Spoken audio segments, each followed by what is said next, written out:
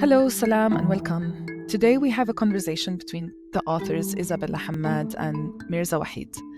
It was recorded at a live event in London titled On Palestine and Kashmir.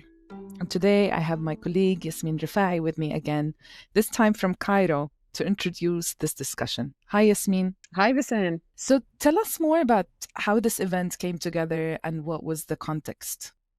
So there are a lot of connections between Palestine and Kashmir as two occupied places. They face a lot of the same systems and technologies of incarceration, disappearance, military occupation, surveillance, and so on. And there's an awareness, let's say, from each place towards the other. And Waheed grew up in Kashmir. He's lived in London for a long time, but he grew up in Kashmir, and he came to Palestine with us with the festival in the spring of 2023. And the theme of that edition was Palestine in the Global South.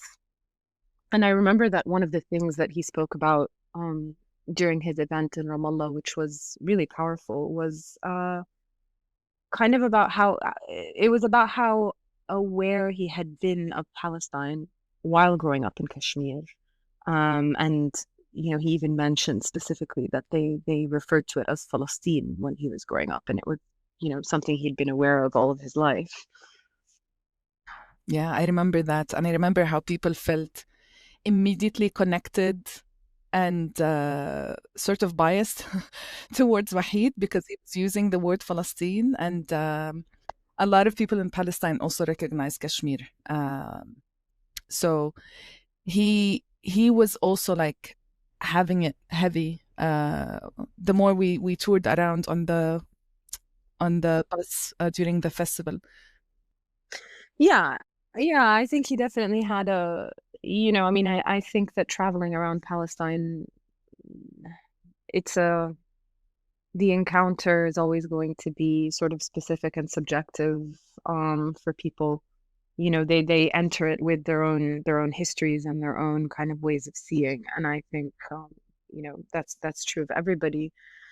And that group that year, I mean, Isabella was also part of the edition of that festival. Her second novel, Enter Ghost, had just been published, and we launched it in Ramallah. And so now, that was 2 years ago. But we were basically invited to program an event as part of the London Literature Festival, which takes place at the Southbank Centre in London. And we thought it would be really important and really, interesting to put these two writers together. These two writers who, in some ways, Isabella grew up in London, is, as part of like the Palestinian diaspora, and Waheed has lived there for a long time. And we thought it would be really interesting to put them in conversation there about these two places, which are completely entangled in British Empire in terms of sort of historically and in the present, in the sort of aftermath of this. And yeah, there's something also about each of their sensibilities and approaches in their work. Waheed is a very acclaimed and popular novelist, but has also worked in journalism for a long time, and still writes a lot about Kashmir. And Isabella has, she's written 3 books now, and they're each very different from one another, and each in their own way, always very deeply researched. And so we thought that they would be able to bring a kind of a certain breadth and historical awareness and dynamism, let's say, to this conversation, which we thought a London audience, should hear. And I loved her historical input in the conversation, how she presents herself as a researcher and linking it to her character as a novelist, which was also obvious in that conversation. And it sheds some light on some important things and within the Palestinian history. I don't want to. I want to tease the audience a little bit. Yeah. I mean, I feel like they could have, continued talking for a while, and I do love the way that they engaged poetry and translation, and kind of punctuated the conversation with readings. But yeah, we won't burn it too much for the audience. And now over to the conversation. Hi, everyone, and thank you for having us, Southbank and PalFest. Waheed, we met in Amman in the summer of 2023 on our way to Palestine. And I wondered if you could start us off by telling us a bit about how you understood Palestine before you went, and how that visit changed your understanding of Palestine or informed it. Thank you, Isabella. Thank you all for coming. And thank you, PalFest and the Southbank Centre for having us. My entry to Palestine was via PalFest, the Palestine Fest of Literature. And I want to say a couple of things about PalFest because, so PalFest is a traveling festival. It doesn't happen at one venue like this. It goes to various Palestinian cities and towns. It does so because Palestinians can't meet each other. They can't go to each other's cities freely. So the festival travels, and so do the writers who are on the bus, the PalFest bus. And I, along with Isabella and many others, we went to all these places navigating the twisted, the violent geography that Israel has imposed on the natural geography of Palestine. So you go through these checkposts and these bypass roads. You see the wall, you see the settlements, you see the outposts, all of it, because we're going to Hebron, we're going to Al-Lid, we're going to Jerusalem, we're going to Ramallah, all these places. And I was there as a writer, of course, but I was also there as a Kashmiri, somebody who had seen the horrors of a military occupation during my teenage. So there were two main responses I had. One was as a writer, seeing these things firsthand, how the system of apartheid works in Palestine. What does it mean to be going through those industrial scale systems of oppression and subjugation every day. But also I was remembering my own youth, the trepidation, the nervousness that you feel in your gut as you approach an Israeli soldier. And I was reliving some of my early experiences as a teenager in Kashmir when I would approach a checkpost during curfews, during sieges. So there was that.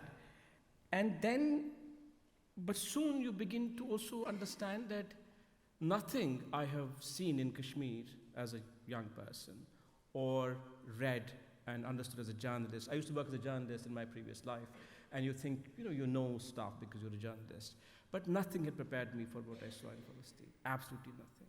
It was racism on an industrial scale.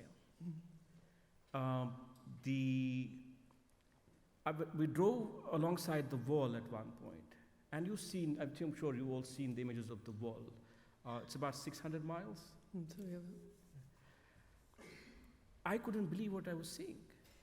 It reminded me of these dystopian sci-fi films where when you take indentured labor to, let's say, an exoplanet, and you build these walls because you want to put people behind them. And during these travels, during this tour, I used to make notes on my phone, or emails to self, voice notes about what I was seeing. Because I couldn't really, it's my job to write and have words, But there were points when you didn't have the words to describe what was happening. So I made these quick notes. And one of them is from the town of Al-Lid. Al-Lid, I'm sure many of you know, was the site of an expulsion in 1948 during the Nakba. It was probably the largest expulsion at the time. Thousands and thousands of Palestinian people were expelled from their homes, many of them killed, massacred in the town. We are in this town with my friends from PalFest and these writers, and we are walking in this city, and I see lots of concrete everywhere, and parking lots of parking lots in a small space. And it was the strangest thing. It was so bleak. And so I made these notes. I'm going to read one of those notes today because I don't want to change the words I wrote at the time.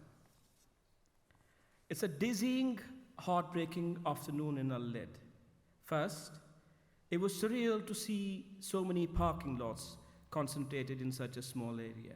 We saw concrete everywhere, as if the intention were to pour cement, concrete on everything, pave it over, flatten it. And I think we understood why. As Omar al-Ghabbari, who gave us the tour, talked about the expulsion of Palestinians from the town in 1948, and the massacre at the mosque. I'll come to the mosque in a little bit. At the mosque where we stood under the hard sun, listening in some sort of daze. We were standing outside this mosque, the Hamash Mosque, where up to 250 Palestinians were killed. They took shelter in the mosque during the expulsion, during the Nakba, and an IDF soldier threw an anti-tank shell into the mosque, killing everybody inside, along with the machine guns and everything.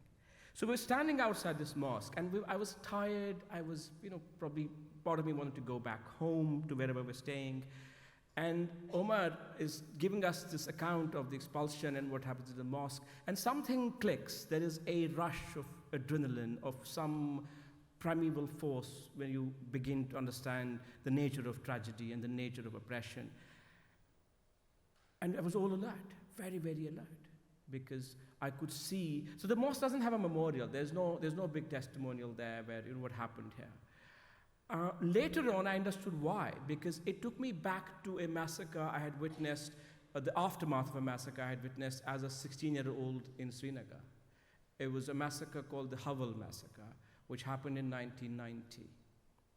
And I had been out that day, and we heard there was firing. That's what we called it those days. There was firing. And because we were foolish, we were teenagers, we went to this place where the massacre had happened, and I remember seeing a heap of slippers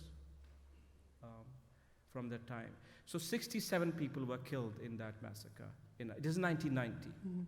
And standing outside the Hamash Mosque, this connection, as I said, I could make these connections later, but I remember something changing, that these histories of oppression were somehow linked and connected. I was making these connections, I wasn't forming these words yet. It was also later I read what had happened in Al-Lid. The expulsion order read, the inhabitants of Lidda must be expelled quickly without attention to age. And this was probably a man called Yitzhak Rabin, who had given this order in 1948. I think I'll stop here with my thing. I have a question for you. Can you draw? So Lid happens in 1948. This is the Nakba. We had the partition happen. The partition of Palestine happened before then, around the same time. Yes, there's a vote to partition in the UN in 47. Yes. 47. Yeah. I wanted you to draw a line from the partition and the Nakba to the genocide, which is still ongoing. Yeah, okay, so a quick history of Palestine in 30 seconds. Yeah. No, I think that talking about it as a straight line is actually a useful way of talking about it, because I think a lot of us realized at the end of 2023 that we were seeing what our grandparents saw and endured in the Nakba of 1948. You have mass transfer, you have massacres, you have expulsion and concentration, and you have a land grab. This is the nature of Nakba. And I think it's very important also to think about Nakba. Yes, it's a discrete event that took place in, it's the name given to those massacres and expulsions that took place at the hands of Zionist militias between 1947 and 1949 that enabled the founding of the Israeli state. But it's also an ongoing process in the same way that we understand settler colonialism in Patrick Wolf's terms to be not only an event, or not an event, but a structure that's constantly replenishing itself. So Nakba is, it's made up of many things. It's settler colonialism, it's also genocidal warfare, it's also ethnic cleansing, it's also apartheid. And it's these things at different speeds and different intensities and different geographies at different times, but it's all of them together, and this is the ongoing Nakba. That kind of multifariousness, I think, is what partly contributes to it being confusing. This way, and you're describing the geography of Palestine is cut up in all these different ways. This is a very deliberate fracturing of the geography and of the people, which we can also talk about a bit later. But I think this is important to emphasize because I know that some people like to say that what's happening in Gaza is an aberration, that somehow Israel has gone wrong, that, Israel was a good thing, but it's gone to the dark side. It's just Netanyahu. I think it's very important to emphasize that no, this is an expression of Zionism's expansionist, eliminatory drive that was there from the very beginning, as you see in a lid. And that was greenlit by the British Empire and quickly endorsed by the United States and most of Western Europe. I do want to emphasize also given we're in London, in the Queen Elizabeth Hall. I think we have to talk about the British Empire. The British were central to the colonization of Palestine. Palestine was part of Greater Syria, Bilad al-Sham. It was one contiguous geography under the Ottoman Empire.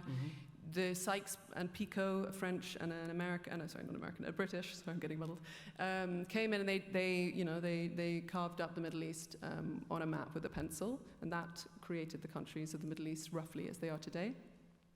And the Zionist movement was a fringe European movement, developed in the 1880s, and is endorsed by the British in 1917 with the Balfour Declaration, which endorsed the establishment of a Jewish national home in Palestine, explicitly actually with the rationale that it would secure the access to the Suez Canal and the vital route to India.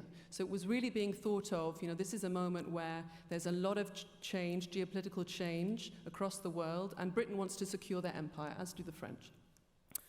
And over the course of the 1920s and 30s, that Zionist immigration is increasing. The British supply them with institutions, they supply them with material support, they supply them with weapons, they supply them with, they train them. The British violently suppress the Palestinian uprising in the 1930s. They break the backbone of, Palestinian military strength. And by the time of 1948, they've greenlit all of these massacres and expulsions, and they give a free rein to the establishment of the Israeli state. And as you say, as you point out, in 1947, in an unprecedented move, the UN votes to partition a country against the will of the majority of its inhabitants, which is completely crazy. Can you? The other thing that I do want to mention is that a lot of the practices that we see today being exercised, the military practices and administrative practices exercised by the Israeli regime, date from that time. Not only from the Haganah and the Palmach, these Zionist paramilitary groups that go on to form the Israeli army, but actually from the British themselves. So things like blowing up houses as punishment, that's what the British soldiers used to do to Palestinians. Administrative detention, this is a legal loophole that dates from the British time, which sounds innocuous, but actually means imprisonment without trial, without access to a lawyer, without sentencing, on the basis of secret evidence, and it can be infinitely renewed. And that's what the Israelis practice that liberally today, and that dates from the British. And even architecturally, they brought in this guy called Charles Tegart, who was the chief of police in British India, in fact, during the 30s, because they were panicking. From Calcutta, yeah. They brought like 20,000 troops from across the empire to put down this uprising, including Indian troops. And Tegart built these reinforced concrete structures across Palestine, nowadays known as the Tegart forts, which became Israeli prisons and police stations. And he was behind also the Arab interrogation centers, where they tortured Palestinians with waterboarding and rape, and they broke their teeth and set dogs on them. That was all things that the British did during the British occupation. Things that continue to this Things day. that continue to this day, yeah. I want to stay in Palestine for a little longer. You're deviating from our plan. I know, but there is. I read this brief report by a journalist who used to be a soldier in his previous life, called Kenneth Bilby. He's writing about the Nakba in the New York Herald Tribune at the time, and he was in Al-Lid at the time, and he writes, the Israeli jeep column raced into Lid with rifles, Stens, and submachine guns blazing. It coursed through the main streets, blasting at everything that moved. The corpses of Arab men, women, and even children were strewn about the streets in the wake of this ruthlessly brilliant charge. This is from the time, and when we were in Lid. As I said, I became kind of not obsessed, but I was consumed by the bleakness in that city. I had not seen anything in my life. This was a Palestinian majority city before the Nakba. And now it's one of mixed cities, one of those mixed cities. I mean, yeah.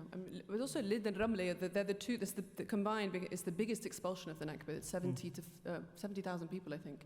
There was a famous death march where they were sent to walk. What was the death march?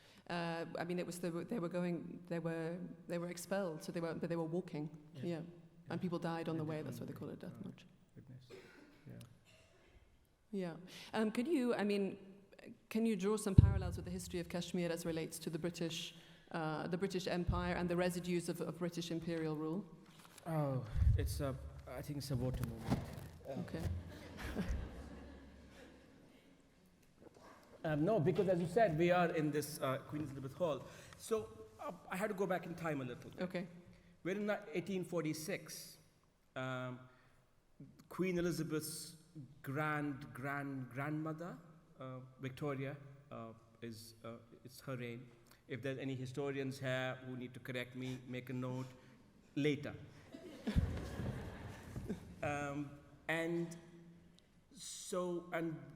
India is ruled by the East India Company, as we all know. It's indirect rule, but it's British rule, of course. And they are fighting the Sikhs. The British East India Company are fighting the Sikhs at that time. And they have a treaty in 1846 called the Treaty of Amritsar. And the people who signed the treaty are a man called Curry and Montgomery, and the Governor General is Harding at the time. I say these names because they should have no business signing a treaty through which Kashmiris were sold. Kashmir was sold to a chieftain from Jammu called Gulab Singh by the Brits, by these people I mentioned. And we were sold for 75,000 rupees. There are times when I want to go to an economist and say, can you work out how much that is in current terms so that we can ask for some kind of reparation at some point. It's not going to happen, of course. And strangely, the Brits also wanted this prince to give them 6 pashmina shawls of the highest quality as tribute every year. Yeah. And horses. And goats. So it was kind of cheap, but we were sold. And of course, as with Palestine, we're not asked. So there's a deed. The deed still exists. You can find it online, and you can find it in museums where we are sold. My ancestors are sold by the British to this chieftain. I mentioned this date because that is when the Jammu and Kashmir princely state comes into being in 1846. Then Gulab Singh has successors, kings who rule us. One of them gives probably one of the greatest shawls ever woven to Victoria in the late 1800s, which is still at the V&A Museum. And I'll say why this is interesting, because so this shawl depicts the city of Srinagar. It's a map. So even as a tribute, even when they want presents, they want maps, they want territory. This is middle class aspirational stuff. that took 30 years to weave, and these were probably some people in mind, and that was given as a tribute by Gulab Singh's successor to Queen Victoria. For the next 100 years, Kashmir is ruled by this dynasty, by the Dogra kings. If there's any relation to the Dogras, this is not personal. All kings, even the great kings, do bad things, right? They do beheadings and they buy and sell people. And the next 100 years is a period of great destitution in Kashmir, because this is a tyrant who rules, who has subjects, who he has, bought. And Kashmir suffers a lot. Most people don't have basic rights, no land rights. Most people are peasants or work in farms, or as artisans and weavers of shawls and carpets. And this goes on for about 100 years. But by the 1920s, 30s, which is what brings me back to Palestine, there is a movement within Kashmir, primarily for rights of education, but it becomes a movement for freedom from the king. From now, the king now is another successor of the guy in 1846. And this movement soon becomes a movement of freedom, because they're tired of this tyranny. And in 1931, there is an uprising against the king. And the uprising is suppressed by a massacre in 1931, where Kashmiris are in Srinagar. They're marching towards this prison, which is run by the Maharaja of that time, called the Central Jail. And outside the Central Jail, the Maharaja's police fired at Kashmiri protesters, killed probably 20 or 30 of them at the time. Soon, there's a revolt in Palestine, around 1936. 36 to 39, So from that revolt to we're now, by the time we come to the partition, we're still ruled by this king. Partition happens, we all know it happens in a hurry. The man who draws this line, cutting this vast continent-sized country into two parts, hasn't even been there. Of course, it's a bloody partition. People are killed on both sides. And this king wants to remain independent. So a lot of these princely states at the time are given a choice whether to join India and Pakistan. Many join India, some Pakistan, but our king decides, I want to stay independent, and he did this. And there had been a revolt against his rule, as I mentioned earlier. In that backdrop, tribesmen from the newly formed state of Pakistan come and cross into Kashmir to liberate Kashmir. Some historians say to liberate Kashmir. Some of them would say they're raiding Kashmir. It doesn't matter. And then the king asks for help from the newly formed modern nation state of India. But India says we can help, but it's conditional. You have to sign an instrument of accession, which means you have to join us. But at the time, Kashmir is independent. There is no India, no Pakistan at all. And he's kind of compelled, and he signs this instrument of accession. This is the first time Indian soldiers land in Kashmir in October 1947. And soon they have a war. India and Pakistan have a war because of these incursions. And then the same thing happens as empires do. They carve out Kashmir between two parts. One third goes under Pakistan, and 2/3 is under India. It's an arbitrary border, one of the most ludicrous borders on the planet. Villages are cut into halves, rivers are divided, families separated for decades. Yeah. I mean, I think it's very important to realize that at this moment, this 47, 48 moment, is foundational to the world as we know it today, all over the place. It's the year of the Nakba, it's also the year of the Universal Declaration of Human Rights, 1948. It's the year of the Genocide Convention, 48, but it's also the year of the institution of apartheid in South Africa.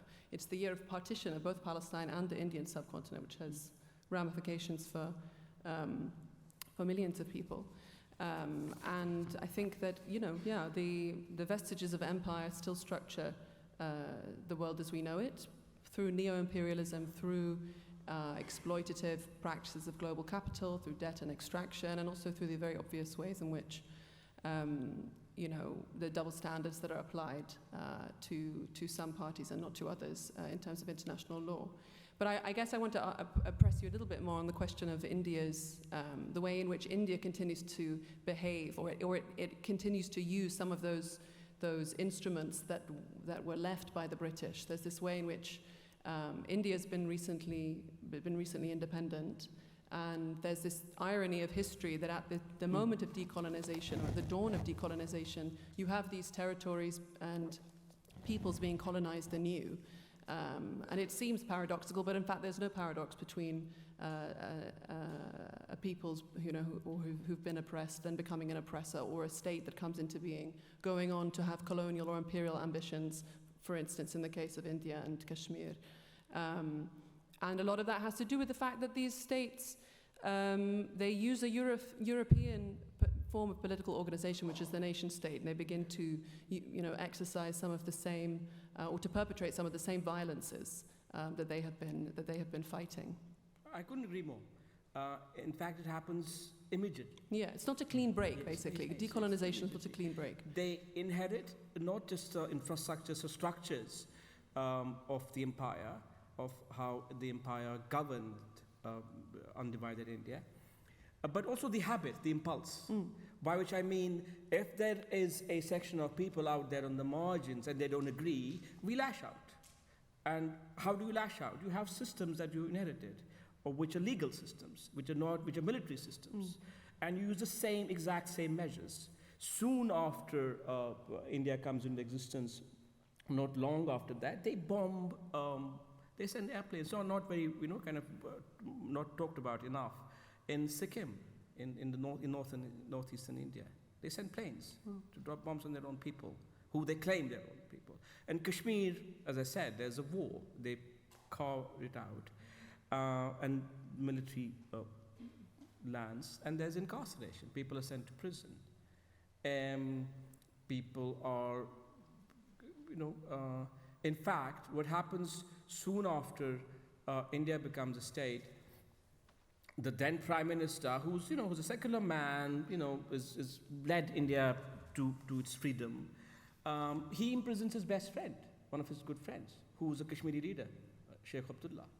Sheikh Abdullah had led a movement against the king, which was called Quit Kashmir, and then later on a movement called the Plebiscite Front. Because in 47, I forgot to mention, when India and Pakistan, there's ceasefire, a UN-mandated ceasefire determines that Kashmir would be sold later via a referendum, by referring to the people.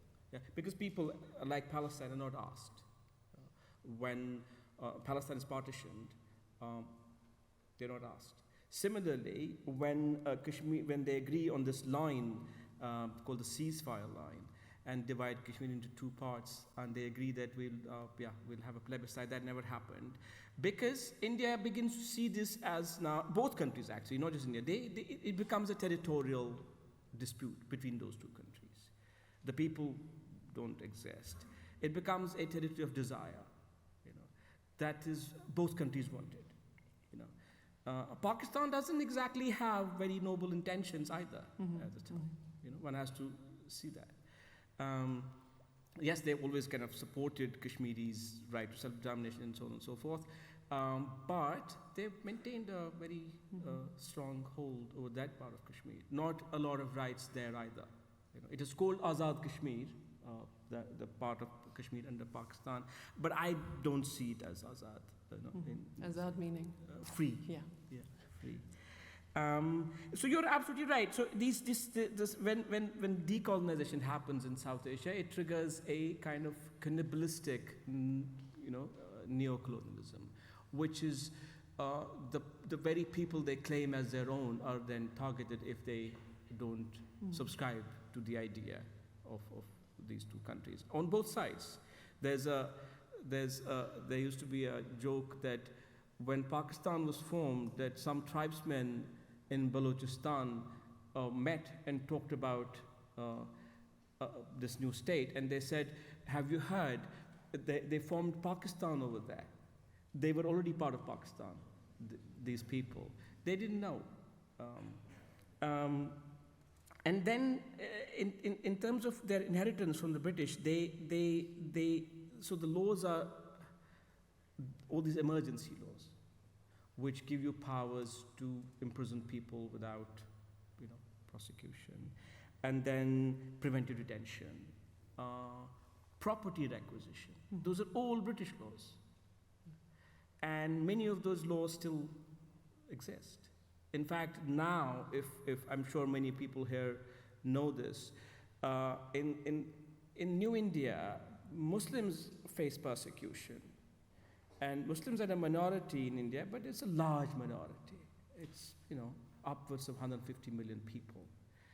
And one of the ways they're persecuted is house demolitions. So any pretext, but you see, it's a hideous image. You see JCBs. It's the same. Demolishing Muslim That's what the homes. Israelis do. Of course, in Kashmir as well, but I'm talking about mainland India, where Indian Muslims are supposed to be, Indian citizens. They are Indian citizens. And it's a strange, perverse claim that, on the one hand, modern, current India wants Muslims to prove their loyalty, that they are patriots, they belong, and so on and so forth. And at the same time, they're marginalized in various ways, in all forms. Property, jobs, participation in electoral democracy.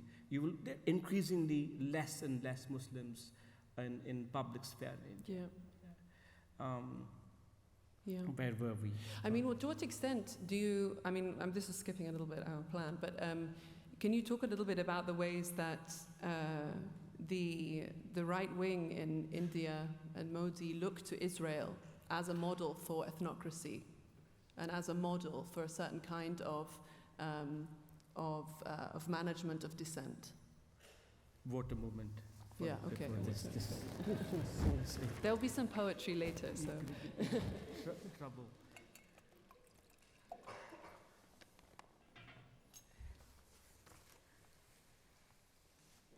Something interesting I learned probably soon after I came back from Palestine, that the PA, the Palestinian Authority, gave a medal of honor or dignity? I don't know. Medal of dignity to Narendra Modi. Oh, God. It's true. Yeah. And this would be around the same time that the Indian Prime Minister, Mr. Modi, is signing arms deals with Netanyahu. Try and make sense of that. So yes, on a serious note, India is increasingly becoming like Israel. It wants to. When I say India, I mean the current regime. I have to make the distinction, because India is also wildly diverse. It is, as I said, it's the size of a continent. They're trying to make it into this homogeneous state where, there's no difference, or the difference is not tolerated. You have to subscribe to this one nation kind of idea, where Hindus have primacy. And so there is that tendency towards an ethnocracy, where Muslims, Christians, Dalits, all other minorities, they can live, they can stay, but fundamentally, essentially, as second-class citizens. That is where it's this lurch towards the right in India means for the people on the ground level, and the model is Israel. That's why you see increased cooperation between the two states, mostly with arms. One of the most dangerous and lethal imports from Israel to India is the surveillance tech. It is scary. In 2019, when Mr. Modi's government erased Kashmir's autonomy, everyone knew that all Kashmir was under surveillance. There was a siege which lasted for a long, long time. People could not talk. Phones were cut off. There was no internet either. It was a very successful siege, is what I'm trying to say. It was executed with great brutal finesse. And they were able to do that because they had support, they had tech, also know-how. How do you enforce a complete siege? Mm-hmm. Where do you learn? Yeah. You learn from the best. Yeah. I mean, this was the way actually. When Israel was first founded, it was difficult for them to, I guess integrate into Asia. It's a transplant that's suddenly in the middle of Asia. And one of the ways they did was through this technical assistance program, specifically with Africa. Actually, they would train people, and that was the way that they would make diplomatic links with countries that were otherwise were like, you're a colonizer, and we're recently decolonized, we're fighting for freedom, so we're sort of de facto against you. But I mean, I guess the flip side of that is obviously the solidarity or kind of understanding amongst the peoples, to a certain extent. And I have a question for you. Oh, you have a question? Okay, please go ahead. It's my turn. It's your turn. Okay, I'm so sorry. Yeah. This is probably a question that has kind of bothered me or kind of concerned me. When the Nakba happens, and in the Palestinian mind, in the Arab mind as well, it is the catastrophe. I wanted to ask you, at the time, how was it reported at the time outside the Arab world? What is said to the people in the West about what is going on? I mean, very little obviously is said about the Palestinians. It's a sort of general description of Arabs, a general, mass of Arabs, but there's no mention of any kind of national aspirations. There's no mention of a cause. There's no mention of their rights, in fact. And I mean, plus ça change, I think we can say about certain publications. But I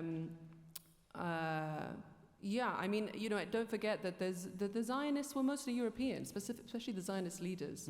So they had access to European languages. They had much stronger diplomatic links. It was much easier for them to press their narrative in the West than it was for the Arabs. And things are changing, but it's 77 years later and 2 years into a genocide that we're finally the Palestinian narrative or narratives are being given space in a Western mainstream.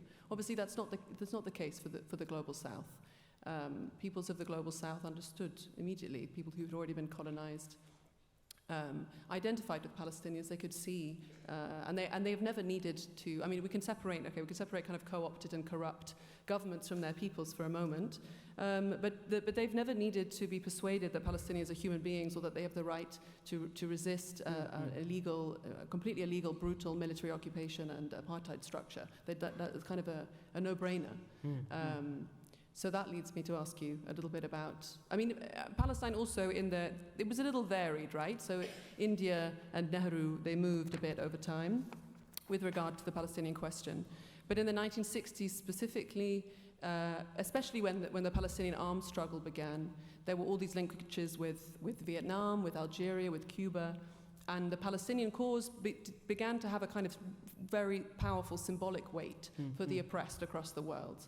And you could see it in iconography and the kind of symbolism that Palestine began to provide. And could you speak at all to that in the Kashmiri context? In 1989, as many of you probably know, there's an armed rebellion breaks out in Kashmir against Indian rule. It's a popular uprising, but there's militant groups, lots of them, who are given arms by Pakistan, because many boys from Kashmir, they cross into Pakistan, and Pakistani security establishment gives them weapons and training.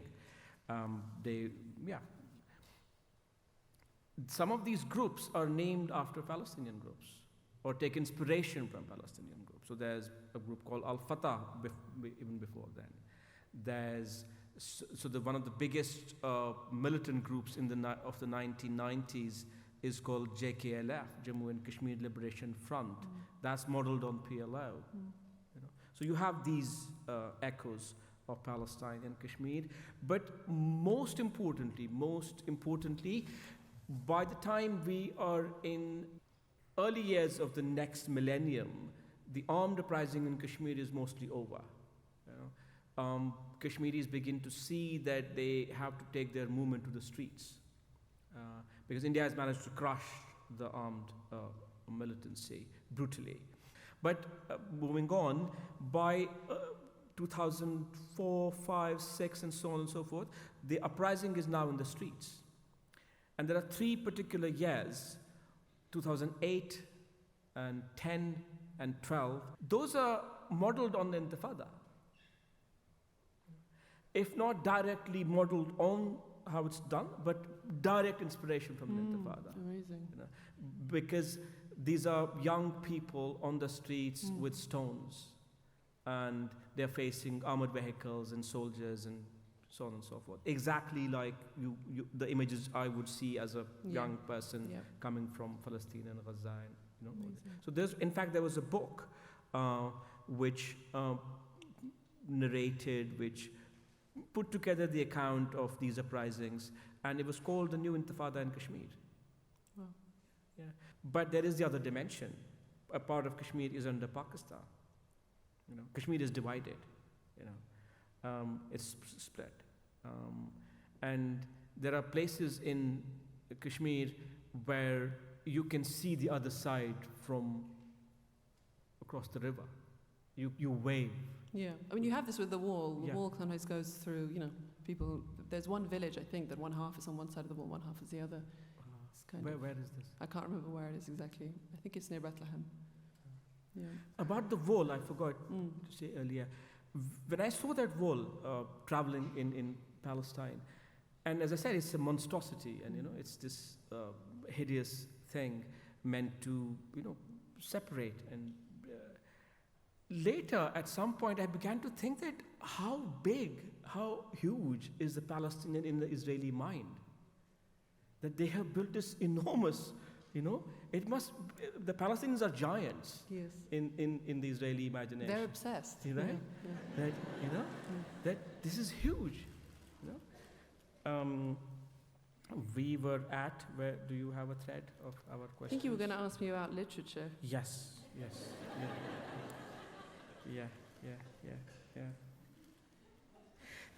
Important question. Okay. We're both writers, or claim to be.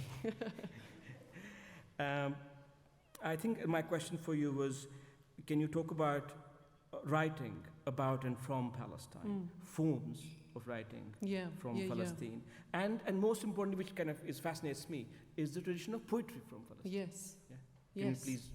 I will now. Yeah. I will orate. Yeah, poetry is very, very important to the Palestinian cause from very early on. And in fact, there was a poet called Wadi al-Bustani, who was Lebanese born, who lived in Palestine. He had worked for the British in India, right? And he learned some lessons there. And he wrote this poem in response to the Balfour Declaration, which says something like, "I know what you did in India, you're going to do the same thing to us." Wow. And it's printed on the front page of a newspaper in 1918, I think. No, poetry was very, very important, especially in the 1930s as well. You have poets like Ibrahim Tuqan, Fatwa Tuqan, and they are, and prose writers like Khalil Sakakini, Arif al-Arif.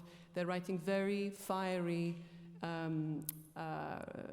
prose and poetry against British occupation, against Zionist colonization, and it plays a really central role in the forming of a Palestinian national consciousness at that time. And poetry, especially because it doesn't need to be printed, you know, it can be passed mouth to mouth, you know, it can be remembered more easily. And it can be chanted. Wadi al-Bustani's poems were sometimes chanted in demonstrations. And he was interrogated about the lines. No, in the 1920s. He was interrogated about some of the lines in the poems by the British. And that tradition continues. Ghassan Kanafani, a very important Palestinian writer who was assassinated in the 1970s, wrote a study of Palestinian writers who survived the ethnic cleansing of 1948. And he introduced those writers to a wider Arab audience for the first time. Among them were Mahmoud Darwish, Samih al-Qasim, Tawfiq Zayyad, Emil Habibi. So they were working, but they were cut off from the rest of the Arab world. These people were, in 1948 they were rounded up into ghettos. Eventually they got citizenship, but they were living under martial law, and they had no access. They were totally culturally isolated from the rest of the Arab world. And Kanafani comes in and does this study of their work and introduces them to an audience for the first time. So there are many different Palestinian literatures, but he's very emphatic about the significance of poetry. And then, the Palestinian literature outside, in exile, you have all these scenes of Arabic literature developing in Iraq, in Lebanon, and Palestinians are always at the forefront of innovation, whether that's a kind of modernism, whether that's literatures of commitment. They're very, very involved at that point. You've spoken about your connection with Kanafani, the influences. I love Kanafani. Yeah. We know this. But he was, the pattern also of assassinating writers is something that has continued to today. Kanafani was assassinated by a car bomb in 1972. The same year that a relative of mine, Wa'il Za'aitar, was assassinated in Rome, also by Mossad. He was translating 1001 Nights into Italian. They actually shot him through the copy of the book. It was in the pocket of his jacket. My grandmother's very insistent that he was eating a cheese sandwich. He said he was eating a cheese sandwich, and ever since then his sister can't eat a cheese sandwich. I think maybe she felt it added an element of drama, but it was dramatic enough.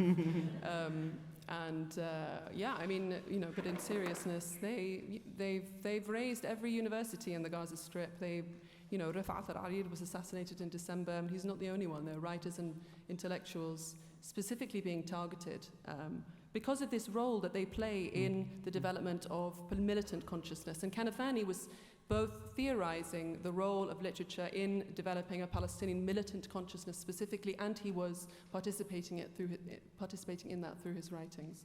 So he's very, very important. There is a funny anecdote that I will tell. Please. About Emil Habibi. So Emil Habibi was one of these writers who stayed, right? And he apparently was very annoyed about Kanafani's novella Returning to Haifa, which is a very famous novella about a couple who are expelled in 1948 and they return after the 1967 war. And he was angry about, he made a certain reading about this novella that he didn't like, that he felt was prejudicial against those who stayed. And on his tombstone it said, "Remained in Haifa." And Elias Khouri writes about this, and he says that actually the point is that he's getting angry about who has the right to tell the Palestinian story. Is it he who remains or he who is sent into exile? But the point is obviously that there is a multifarious nature of Palestinian literatures, and that is partly a result, or largely a result, of the deliberate fracturing of the Palestinian body politic has led to this, and now increasingly in other languages as well. Shall we read a poem? Yes, please. This is a section of Mahmoud Darwish's long poem, 11 Stars over Andalusia, in translation by a Kashmiri poet. Yeah. Am I starting or are you starting? I think you're starting. Okay. So Agha Shahid, one of the most celebrated Palestinian poets, Darwish, translated by one of the most celebrated Kashmiri poets, Agha Shahid Ali. And as Isabella said, it was called 11 Stars over Andalusia. I'm going to read part 9 of the poem. Shahid translated this with support from an Arabic friend. His name will come to me soon. This one is it's titled, "In the Exodus, I Love You More." In the Exodus, I love you more. In a while, you will lock the city's gates. There is no heart for me in your hands, and no road anywhere for my journey. In this demise, I love you more. After your breast, there is no milk for the pomegranate at your window. Palm trees have become weightless. The hills have become weightless, and streets in the dusk have become weightless. The earth has become weightless as it bids farewell to its dust. Words have become weightless, and stories have become weightless on the staircase of night. My heart alone is heavy, so let it remain here, around your house, barking, howling for a golden time. It alone is my homeland. In the Exodus, I love you more. I empty my soul of words. I love you more. We depart. Butterflies lead our shadows. In Exodus, we remember the lost buttons of our shirts. We forget the crown of our days. We remember the apricot's sweat. We forget the dance of horses on festival nights. In departure, we become only the birds' equals, merciful to our days, grateful for the least. I am content to have the golden dagger that makes my murdered heart dance. Kill me then slowly, so I may say, I love you more than I had said before the Exodus. I love you. Nothing hurts me, neither air nor water, neither basil in your morning nor iris in your evening. Nothing hurts me after this departure. Ooh.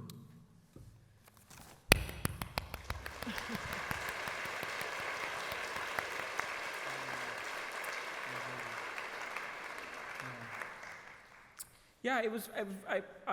I had forgotten that these poems exist, and this is a very, very fine collection, Shahid's, called "Rooms Are Never Finished," and it's mostly about his grief for Kashmir, but for also his mother. He was taking his mother's body to Kashmir, and this collection deals with that. It's probably one of the finest collections I've read, and in it is a section of Darwish's poems, which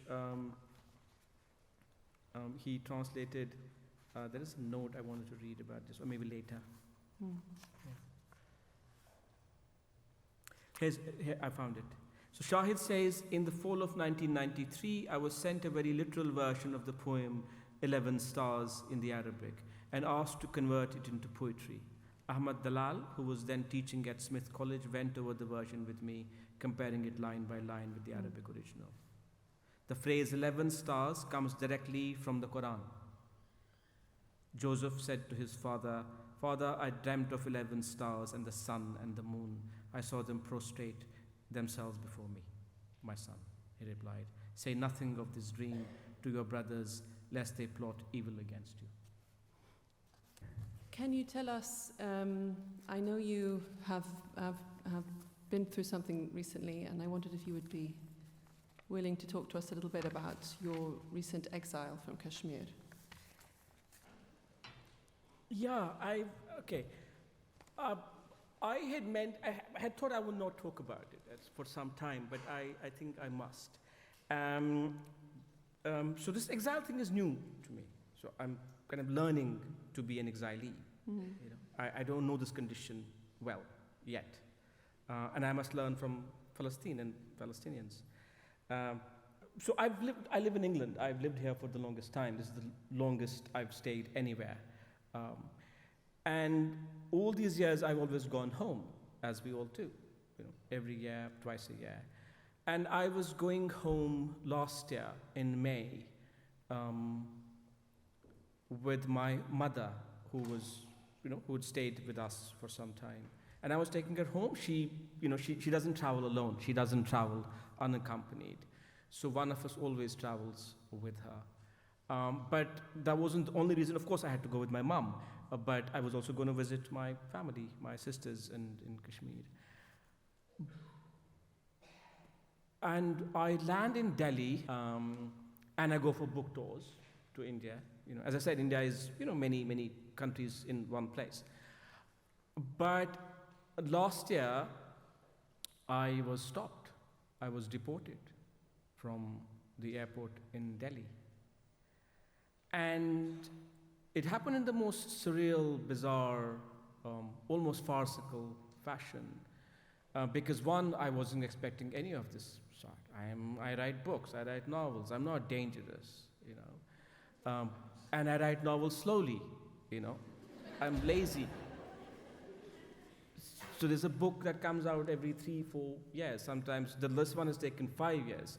So I'd heard people being stopped or people not being allowed to visit, but I really believe this is not going to happen with me because, as I said, I'm a novelist. I'm there, my mom is in a wheelchair, there's a wheelchair attendant at the big international airport in Delhi, and I'm with her. And how you go to Srinagar, Kashmir, is you have a connecting flight from the airport in Delhi. And you take the next flight. And we're all booked and everything. And the wheelchair attendant is, I'm going to take you through, are you British? I said, yeah, I'm British. So you have this other sort of different counters, different queue. And he insisted that my mom can go through the same place because she's in a wheelchair. Anyway, so my mom goes through the immigration part, which is meant for foreigners, for people with British passports or other passports. My mom is on the other side, with the wheelchair attendant is there, and I am now waiting, and I'm, I have to catch a next flight. And I was told, oh, actually, you might miss that flight. I was like, why? But they do it very skillfully. In the next 5 minutes, it was clear to me I'm not allowed to. Now my mom is on the other side, and this, so she's still not making sense of this yet, what is happening. But anyhow, these are the 2 officers who dealt with me were obviously perfectly courteous people. They're doing a job, and I ask for reasons. They don't give a reason. You're never given a reason. And I insist, and all very polite and courteous. And then I finally say, okay, now I have another logistical problem because I have to send my mom home. She doesn't travel with me. So they said, we can't help. You have to do something. I somehow persuade them to get my mom now back she's immigrated, now she's back on this side. But by this time, my mom is now getting angry.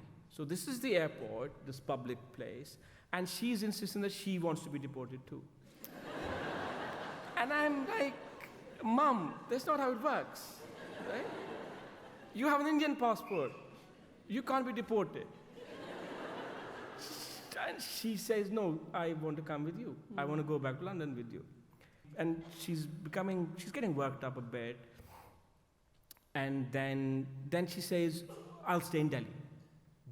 I'll wait until you get home to London. Because now she's worried that I'm probably being sent to prison or, kept here. And it's very difficult for her to understand because she doesn't travel much. She doesn't understand deportation or immigration. I spend the night at the airport. By this time, I'm angry and tired. I insist that I'm not going to spend the night in the terminal. It's against my dignity. I said, deportation, okay, but I'm not spending the night. So they take my passport and they tell me it will be given to me on the plane or something. And then I'm escorted back from the hotel next day. Somebody comes to pick me up from the lobby and then takes me through the security places. And I managed to ask him to take me to duty free as well. I do that, and because a friend had asked for cigarettes, and I bought those cigarettes with this man with me. And then when we land at Heathrow, as I said, it's kind of bad fiction or good. So there's some delay, and I'm like, what have I done now? And soon there was armed police on the flight with these black guns. Okay. And of course I know they're not there for me, but a part of you is worried. Why is there armed police? But then they walk past me and they get this man from the back of the plane. Yeah. We should laugh, but... We shouldn't laugh. My passport was given back to me outside the plane at Heathrow. And so I was back home. Since then, I've kind of tried various things. I am a writer, so what can I do? I've written to the authorities. I write, so I write letters. Why have you done this to me? And I want to go home. That's where I am. Yeah. Well, I'm so sorry. It's exile. Exile is, I have this note I made about it feels like a dampness. which is with you all the time. Like you carry on, of course, with your, I've written a book since then. But you carry it with you. Yeah. So I hope they see sense that I'm not dangerous. I don't write revolutionary texts. I write novels, And what's the worst you can do? Kanafani would beg to differ, I think, yeah. I've really gone on too long for this, about my exile. Well, let's bring it back to Palestine. Yeah. Shall we talk about what's happening now a little bit? Yeah, Yeah? I think so.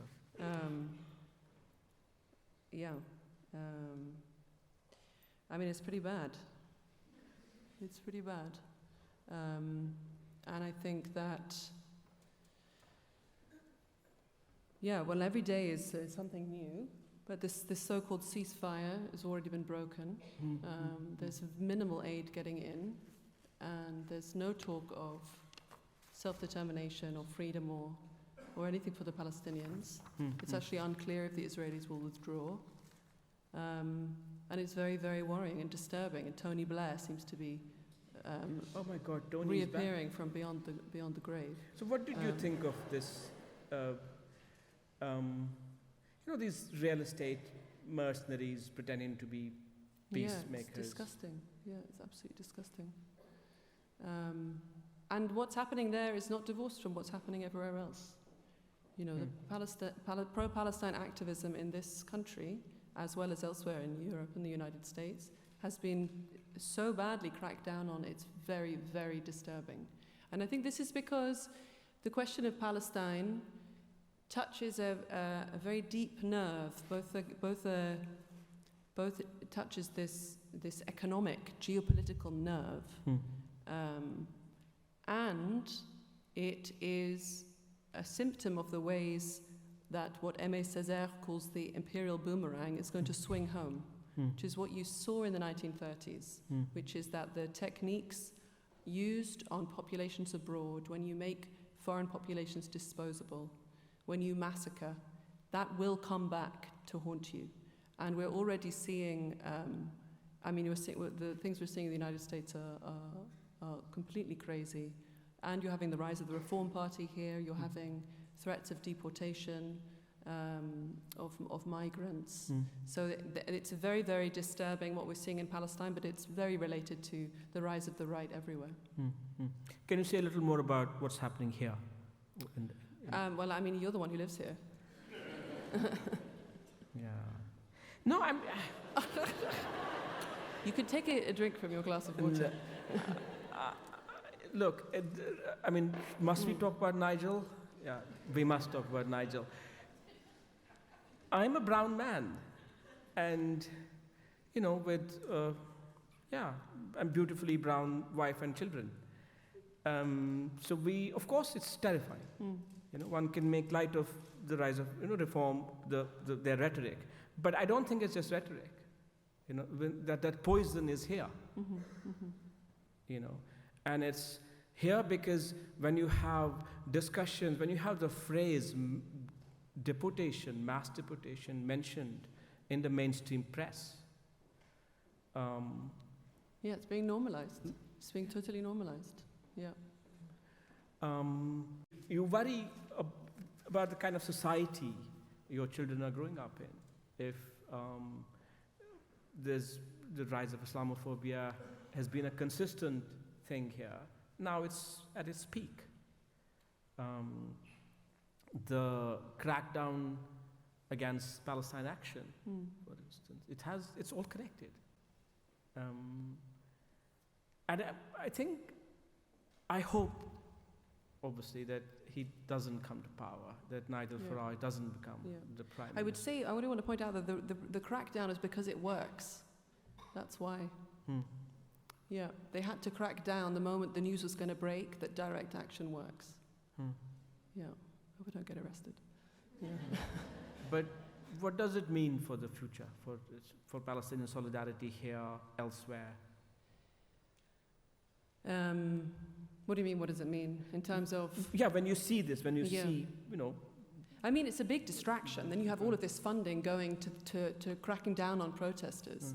And it's a distraction because then you have to fight for your basic liberties to protest in the first place, and then attention is taken away from what's happening over there. So it's all of the kind of distraction mechanism as well. But we do need more, proper organisation, proper action needs to be coordinated. I think, we were going to talk a little about prisoners, weren't we?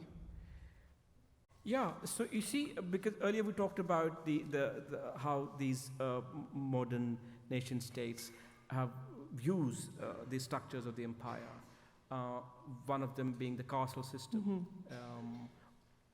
How do you arrive at a place and system where you justify and then execute the incarceration of vast numbers of people, especially with regard to Palestine. So can you tell us a little more? Also, prisoners, children. Yes. I mean, there are 11,000 Palestinian political prisoners. 3,500 are administrative detainees that are kind of imprisoned without trial. 400 children. And the prisoners who have now been released, some of them have already been rearrested, which is something they like to do. But they've been showing the signs of the most appalling torture. Terrible conditions in the prisons, and many people have already died of torture. And some of the bodies they're returning are so mutilated they can't be identified. They've had organs removed.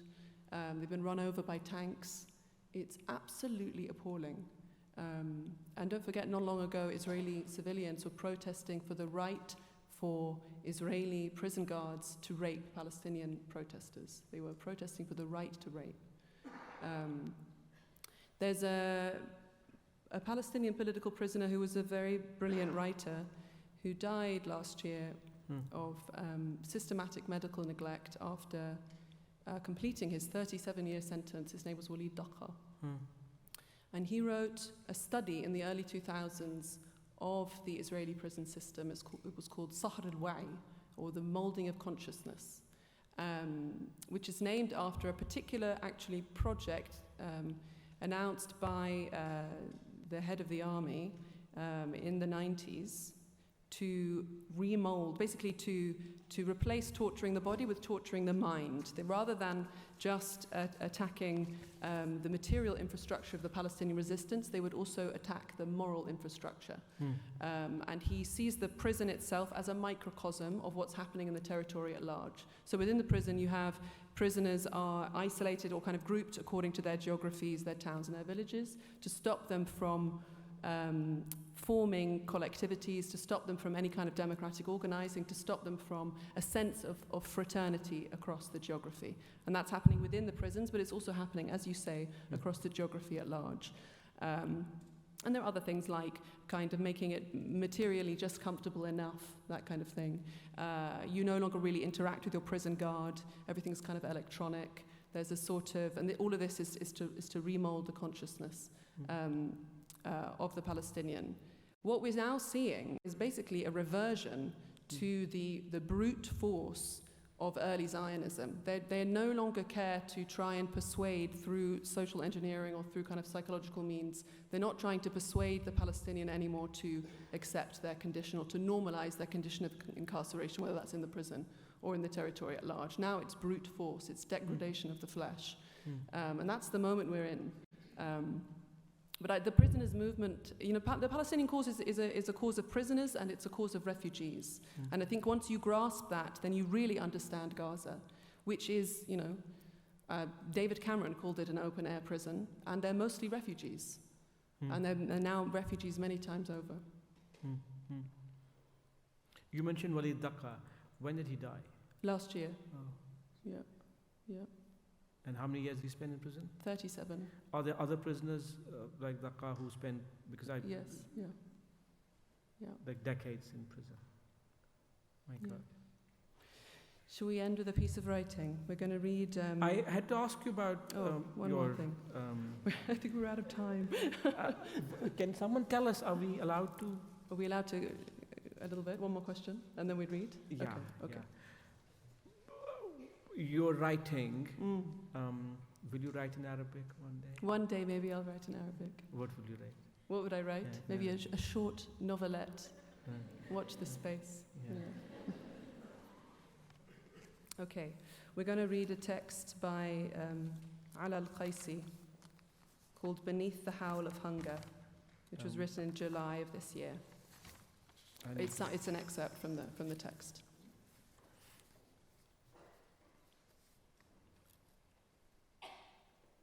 You going to start?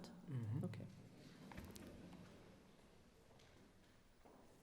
Long before hunger lays claim to the body, it loosens the scaffolding of language, erasing clarity, dismantling rhythm, and leaving behind the fragile debris of thought. What begins as a coherent paragraph soon dissolves into fragments, until all that remains is the involuntary tremor of a mind too starved to hold meaning. And so, before my language deserts me entirely, I write this: less to be understood than to remain traceable, to leave behind the shape of thought before it slips into silence. Living in Gaza now requires a choreography of absence. We don't walk, we drift. We don't eat, we search. We don't sleep, we remain alert, ears tuned to the sound that will send us running. Survival is a ritual of adaptation in a world that offers none. And yet, in the midst of these broken routines, I still encounter moments that remind me of our stubborn humanity. A woman tears her last piece of flatbread in half and offers it to her neighbour. A child draws bright flowers on a wall blackened by fire and soot. A grandmother recites Al-Fatiha over boiling water, knowing she knows there is nothing to add to it. These gestures are not illusions. They are acts of resistance. In a place where institutions and systems have collapsed, it is the human gesture, freely given, that preserves the sacred. Hunger reveals truths no one seeks. It strips away every comforting illusion and shows what remains when there is nothing left to lose. I have learned that dignity is not a possession, but a practice. It emerges in the way one endures, not in what owns. I have come to understand that memory too is a form of defiance. To name one's pain, to record it faithfully, is to refuse erasure. I do not seek pity. Pity flattens. It turns Gaza into an object, a cautionary tale, a headline too often repeated to provoke response. What I seek, what I insist upon, is remembrance. Not simply of the hunger, but of the minds it has clouded, the hands that tremble over a final cup of tea, the eyes that scan the sky, not for stars, but for signs of fire. Metaphors here are broken. Even beauty in this place arrives with a wound. But still, the cypress tree in our alley continues to bloom, defiantly red. Still, a child hums as she skips over puddles of ash. Still, I write. Because somewhere in this devastation, meaning survives. Not meaning as explanation. There is no justification for this. But meaning as record, as presence, as a refusal to be forgotten. We were here. We loved, we mourned, we thought. We built language from ruin, shaped stories from ash, and held onto memory even as it slipped through our hands like water. And when the world finally turns the page, if it ever does, let it not say that Gaza was silent.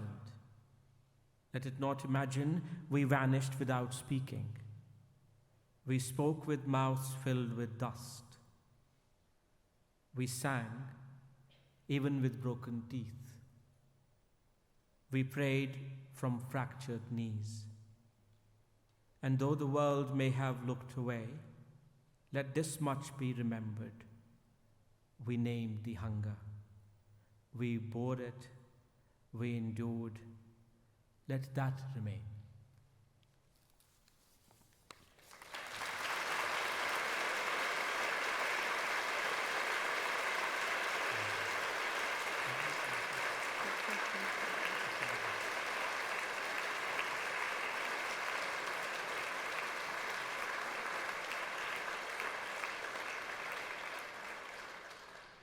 Thank you.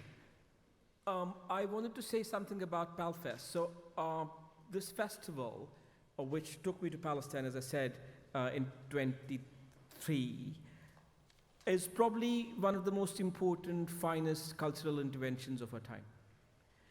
I say this because there's festivals, literary festivals. This festival is great, the London Festival of Literature, which Southbank runs, because it does important work.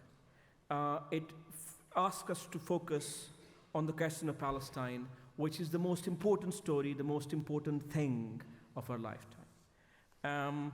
And they do this relentlessly, with relentless focus, despite difficulties, enormous difficulties. Last year, I remember PalFest, they couldn't find venues. They were, venues were changed at the last minute, and they keep at it, So, a big applause for PalFest. Yeah.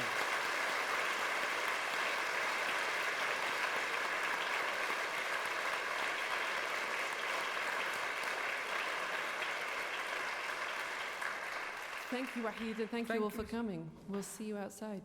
Thank you.